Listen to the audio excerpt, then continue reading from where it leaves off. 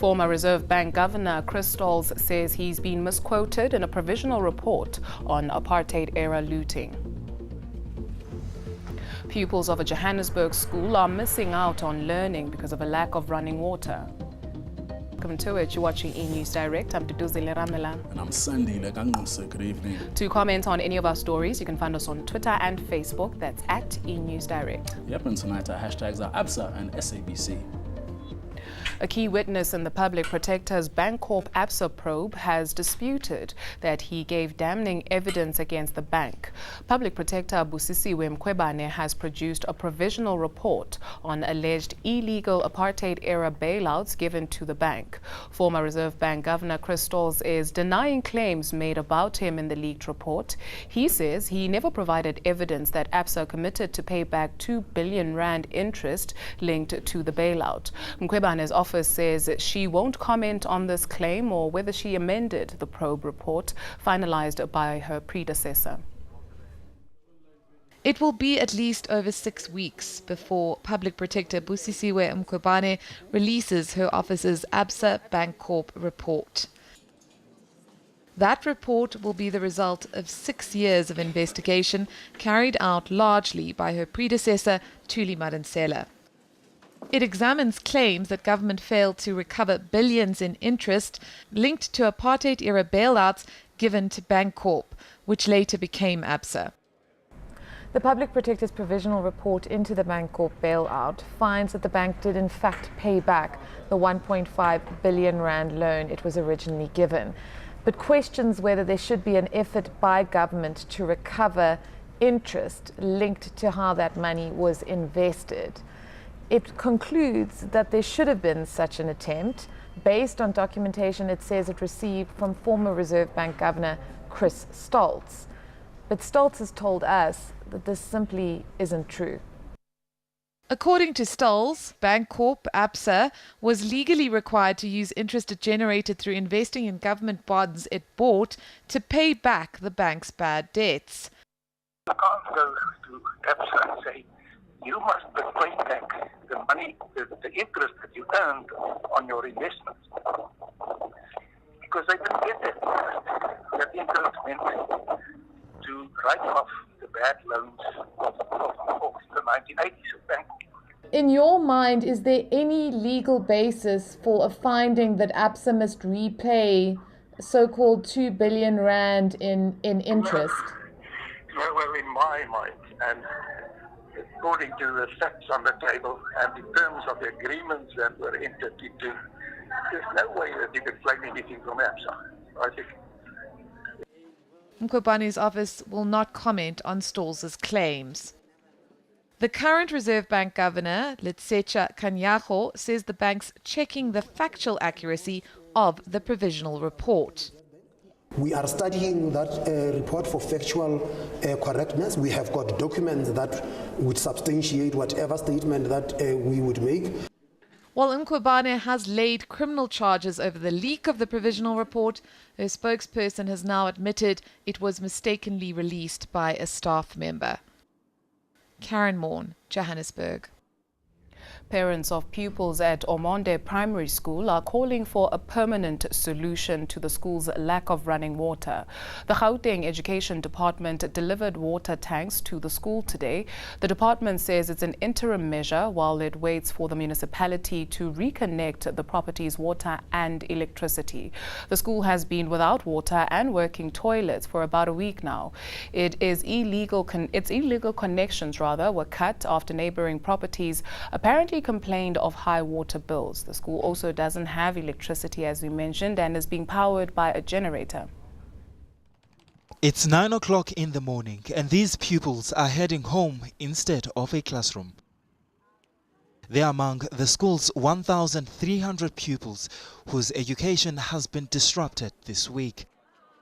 Fed-up parents say their children can't learn in these conditions and they claim this problem reoccurs annually. What is really irritating is the inconveniencing is that even last year we experienced the same thing around the same time. This is uncalled for.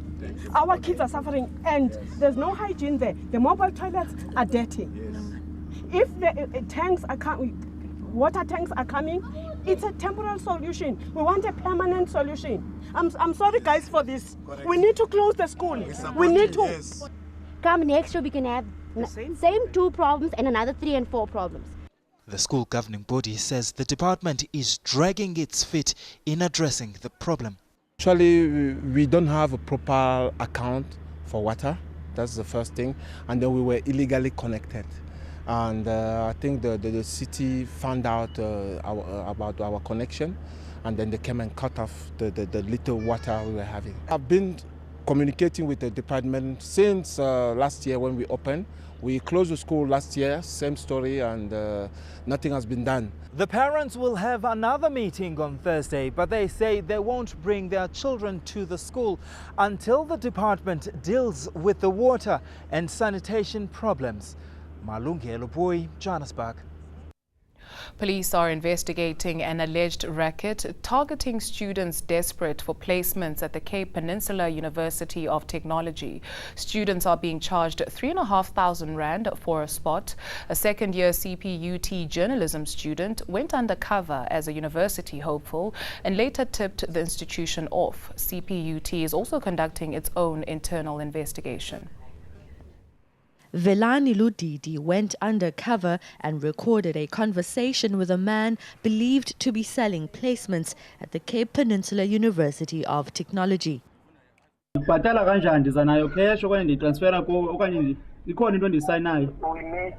Funeka uzwakale wena ndibone results zakho uze uphethe i-original matric certificate sakho, i-copy ID, i-form, you fill in the form. Yes, I'm happy with your results. Uzokwenza i-transfer ke ngokuphambi kwami.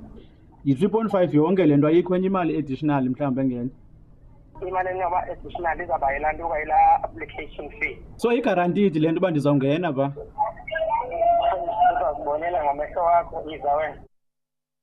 Ludidi also tagged along when other students approached the suspect and took these photographs. I even provided CPUT with the name of a student who's inside studying, who got through this way. But CPUT assured me that they will be doing an internal investigation. The man is believed to be working with someone from inside the institution.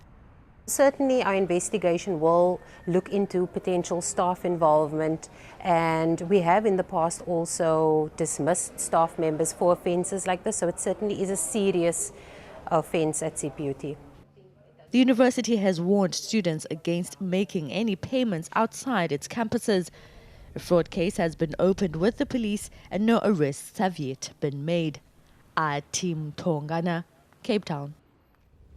A video showing a Gauteng policeman shooting his colleague from behind is raising questions about police tactical training. Constable Tshepo Tladi appears to have been shot in the back of the head by another policeman. The shooting happened during an altercation with robbers last week. Now, police initially put out a statement saying Tladi was killed by criminals. It prompted claims of a cover-up. Acting National Police Commissioner Khomotso Pakhlane says the video's authenticity is still under investigation. While the footage raises several concerns, he's adamant officers do have the required training.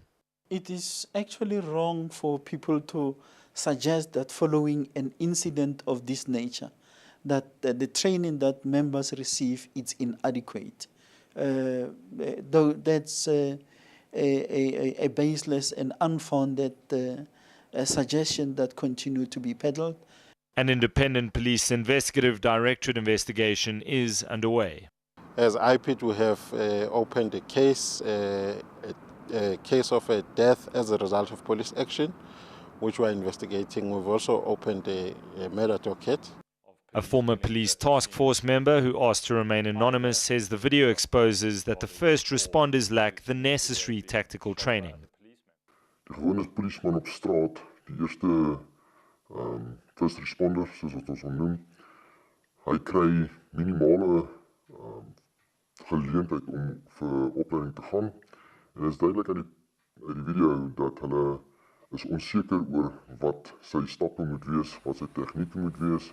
Die onsekerheid is net 'n gebrek aan, of is 'n teken van 'n gebrek aan sekerheid hoe om die situasie te hanteer. Tladi has been laid to rest in Katlehong. Michael Apple, Pretoria. A draft report calls for an investigation into a deal between the SABC and the Gupta-owned New Age Business Breakfast. The document was compiled for the Parliamentary Ad Hoc Committee, probing the public broadcaster's fitness to hold office in reference to its board. The report also recommends that a new interim board probes wasteful expenditure at the SABC. It fingers several role players in the breakdown at the public broadcaster. Communications Minister Faith Mutambi is one of them. Her interference in the removal and resignation of board members has been highlighted.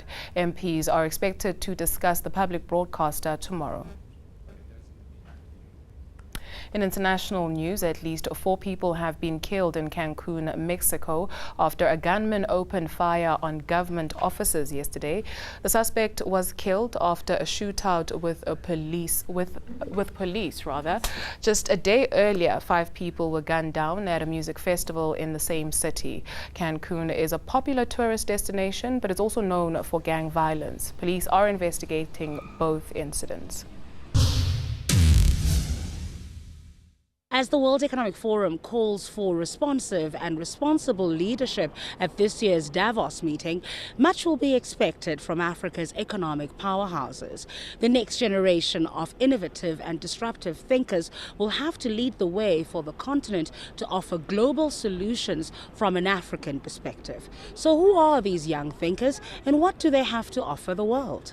Africa has always produced some of the finest thinkers in the world. But more are needed now more than ever. And it's Africa's disruptors who will have to answer that call. I'm of the opinion that the next wave of innovation will be out of Africa. The West does not have much to offer the world. And the thought does not sound far-fetched, with evidence stacked sky-high to back the statement.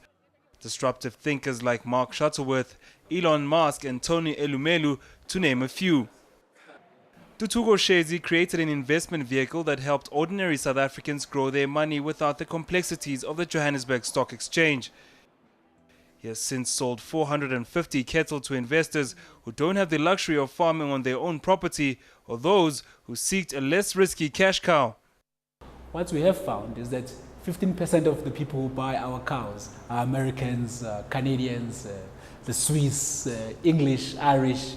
People really are saying, okay, these guys have got a simpler way of investing where there is no roller coaster rise. The Information Technology and Innovation Foundation says South Africa ranks 30 out of 56 countries in terms of its domestic policies supporting global innovation. That's miles ahead of its BRICS partners, but it's the implementation of innovation that's always failed, with many thinkers frustrated by funding, resource support and infrastructure.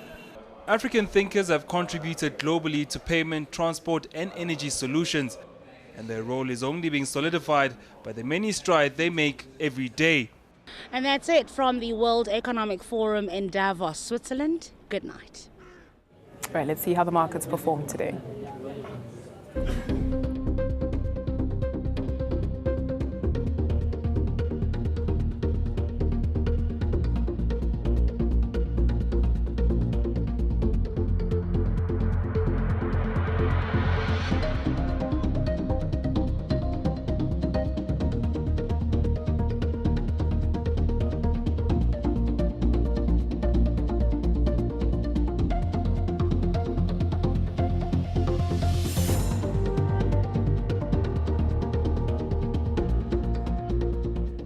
Let's check in with the Weather Center. Here's Louis.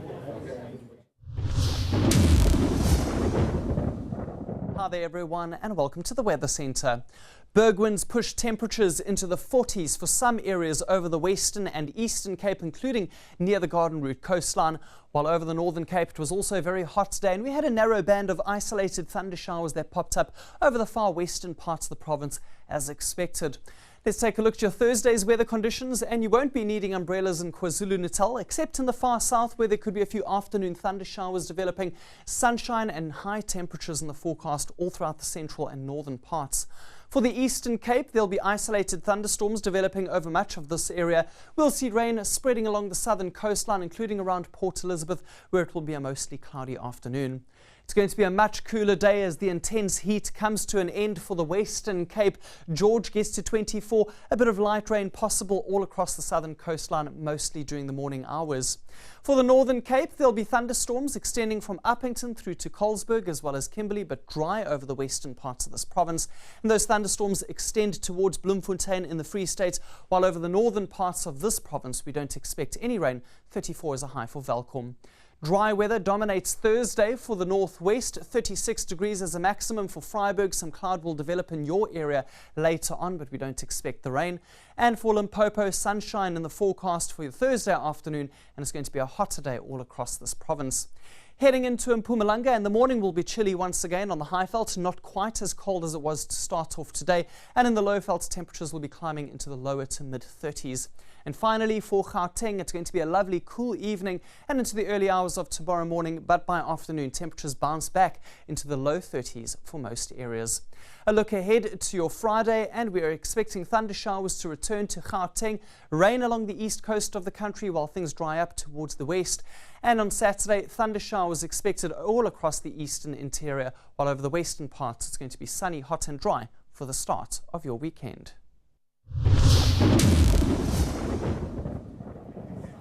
Thank you, Louis. After the break, a local star is set to thrill audiences as the Michael Jackson History Tour returns.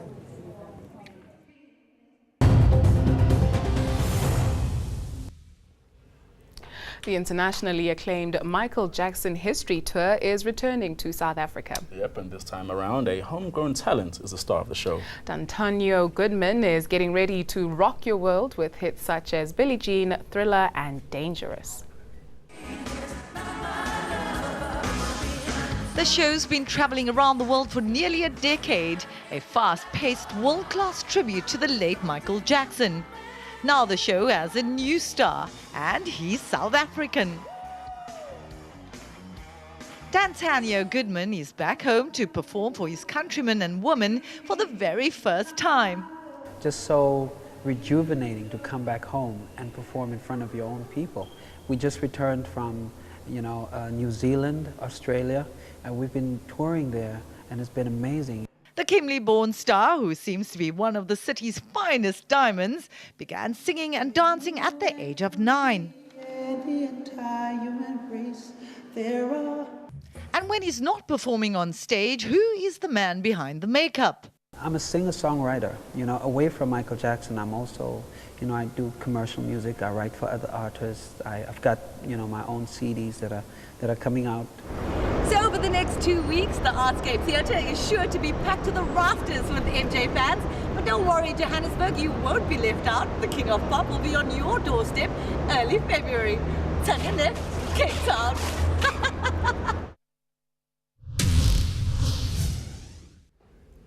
Definitely not to be missed if you're a fan. A reminder of the day's top stories before we say goodbye.